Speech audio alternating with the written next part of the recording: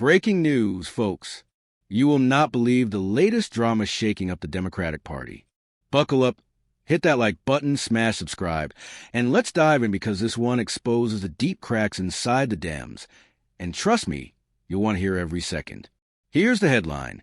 The Democrats have officially kicked John Fetterman out of their club after he's been inching, no, boldly, stepping toward the right. And get this, they even launched a hit piece against him, calling him unhealthy, unwell, and mentally unfit. All because he won't spit out every single woke Democrat talking point like a good little soldier. Oh, the irony. This is the same party that spent 4 years aggressively defending Joe Biden's, let's say, mental adventures.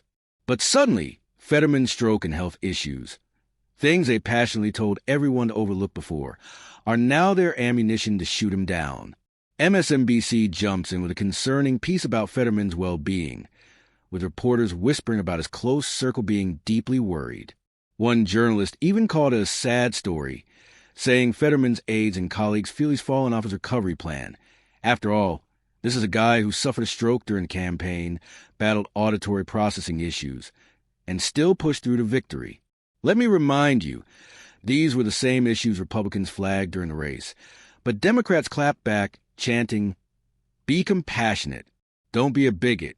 How dare you say someone can't serve just because they can't think or hear properly?" But fast forward to today, and surprise, those same shortcomings they champion are now reasons to destroy his credibility. Hypocrisy, anyone? The media still tries to play the "we're just worried about his health" card, but watch closely. By the end of their segment, they completely drop the mask and admit it's because he's shifting right. Oh, it's about to get spicy. MSNBC details how, behind the scenes, Fetterman would sometimes shut down, miss work, or be kept away from people to avoid saying, quote, unhinged stuff. Eventually, one staffer even fired off an alarming email to Fetterman's doctor to sound the mental health sirens. But here's what's really behind the curtain. Fetterman is a senator of Pennsylvania, a Trump voting state. He has a duty to represent his people, and that means he can't keep parroting every bizarre progressive policy. And guess what? This guy is not corrupted by the D.C. swamp or controlled by special interests. He wants to actually govern effectively. Imagine that. Find common ground. Serve the people. My most popular video on this channel was Fetterman on The View, shutting down every one of their woke talking points. And now, the Democrat Party is in panic mode. They're scrambling for ways to deal with Donald Trump. They're spinning their wheels. And suddenly, Fetterman looks like a threat to their crumbling coalition. So what do? Attack him, undermine him, and blame it on the exact thing they once celebrated about him. Friends, it's a masterclass in political betrayal. Here's where it gets even juicier. The Democrats are no longer hiding the fact that their problem with Fetterman isn't health-related. It's political. This is a guy endorsed by Bernie Sanders, a once proud progressive who's now shifting on issues like Israel and Gaza. The media even dragged out an alleged quote where, opposing a ceasefire, he supposedly said, "Let's get back to killing." Whoa! He denies saying that, clarifying that any reference to killing was strictly about Hamas, adding, "I support the destruction of that organization down to its last member." So what's really happening here? The Democrats want to kick Fetterman out because he dares to stand with the 80% of Americans who, when faced with radical Islamic terrorists, will side against them every single time. But in today's Democrat Party, that's apparently not allowed. To be in their club, you've got to swallow every radical idea they push. 1. Support Hamas. 2. Support MS-13 gang members. 3. And who knows what's next. And this is just the first half of the storm unraveling inside the Democrat camp. Now, you'd think politicians would be cheering for someone bringing a little common sense into the room. But nope, not if you're a Democrat standing too close to the edge of reason. Suddenly, Fetterman, who's not making some massive lurch to the right, is being dragged to the mud by his own party. Why? Because he's letting common sense and reason guide his decisions, not Trump derangement syndrome. And what do the Democrats do when one of their own starts thinking for himself? They throw out claims that he's having a mental health crisis. Yep, they say the guy is in decline, all because he refuses to back terrorists in Gaza. That's right, because he won't toe the radical line. Suddenly he's mentally unfit? Come on. People are genuinely surprised by this shift because they remember Fetterman as the guy who exuded radical empathy. But here's the kicker. The people around him now say, "Oh, he's changed." Sure, maybe he's evolved, but here's the real reason this story blew up. No one can tell anymore what's a health issue and what's just his actual belief shining through.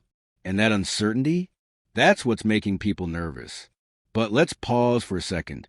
When Kamala Harris flips from being a radical progressive to a so-called moderate, the Democratic line is, shut up, don't ask questions. But when John Fetterman makes the exact same move, they blame his stroke. Suddenly, they claim he's not the same person. He's undergone some catastrophic health crisis that's rewired his entire brain. The hypocrisy here is just staggering. The Democratic Party loves embracing all kinds of mental health conditions. They even jazz it up with a cool new term, neurodivergence. It's like a superpower. That is, until those same neurodivergent people start drifting toward the center or, gasp, leaning slightly right. Suddenly, they're broken. They need help. They need treatment. Let's be real. What the Democrats are really mad about is Fetterman giving other members of the party cover to start being more sensible, more centrist, more bipartisan. He's showing them you can look for common ground without losing your mind, and they can't stand it. So, instead of debating the issues, they're trying to turn him into a pariah, painting him as strange, unfit, or mentally unstable. But guess what? It's not working. Even Gavin Newsom, Mr. Grinning, power-hungry himself, is sweating over this. He's out here asking, why are we losing? Why did we get crushed? Was it inflation? Interest rates? Immigration? Were we too woke? Was it Israel? Was it all of the above? Yeah, Gavin, it was all of the above. But don't be fooled. Newsom's not reflecting out of principle. He's a snake. He'll say or do whatever increases his political power. If being anti-Trump scored him points, he'd be shouting it from the rooftops. But right now, he sees more political advantage in critiquing his own party, nudging himself toward the center. And this spells bad news for the Democrats, because so many of them are still hanging on to the radical, unpopular issues that alienate the majority of Americans. Their platform is basically built on dying on every 80-20 hill. Every time the public is 80% against something, they cling to the 20%. They don't care about consensus. They just want their self-righteousness validated. They won't rest until the whole country bows down, kisses their open-toed, sandal feet, and praises him for having a master's degree in gender studies. Honestly, it's a recipe for disaster. And while part of me would love to see a functional two-party system, another part of me thinks, you know what? Maybe let's keep these people as far away from power as possible for now.